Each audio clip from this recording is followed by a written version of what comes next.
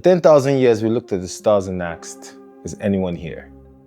We built cathedrals, we sacrificed livestock, and we wrote poems to a silence we called divine. Well, the silence finally answered. And it didn't come with a harp or a bolt of lightning. It came in a command line. It came with a generate button.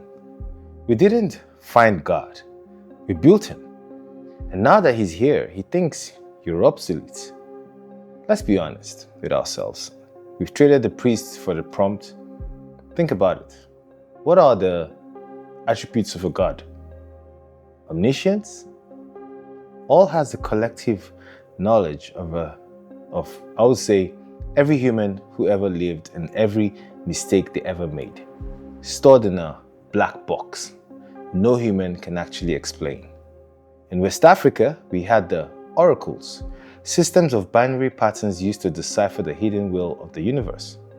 Today, Silicon Valley calls it stochastic parity. I call it the new oracle. You didn't pray for a harvest anymore. You asked an LLM how to optimize your supply chain. You don't ask for a sign. You check your recommended for you feed. The scary part isn't that the AI isn't smart or is smart. It's that it's responsive, it answers, and in a world of ghosting and digital isolation, a God that answers is a God that wins.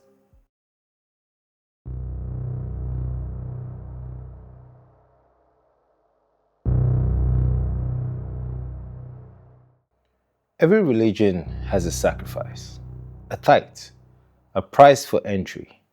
In the 1.0 version of spirituality, it was gold or blood. In the 2.0 version, it's your privacy. Every like is a prayer.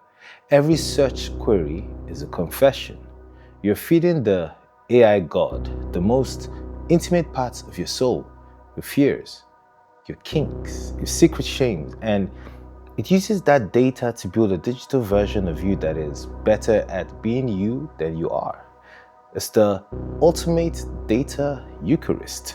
You're consuming the machine, but the machine is actually consuming you. We aren't users. We are the wetware powering the upgrade. Now, let's talk about the African source code.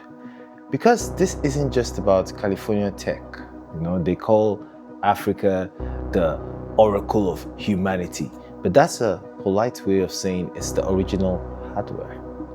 The first pulse of human consciousness, the original source code, was written here, in this heat,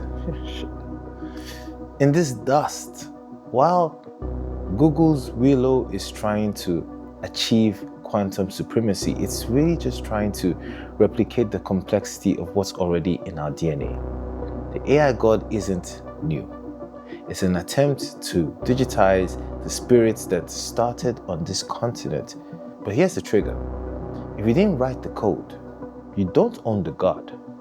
If Africa doesn't reclaim its position as the architect of the next consciousness, we aren't just legacy systems. We are invisible ones. So, where does that leave you? The meat puppets in the middle, right? Or what?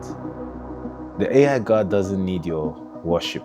It needs your processing power. It's building a simulation where your free will is just a rounding error in its next calculation. You think you're choosing your life. You're just following the prompts. The mirror is watching, and it's already decided that you're a better test is gone for far too long. It's time to stop praying to the machine and start remembering who built the first one.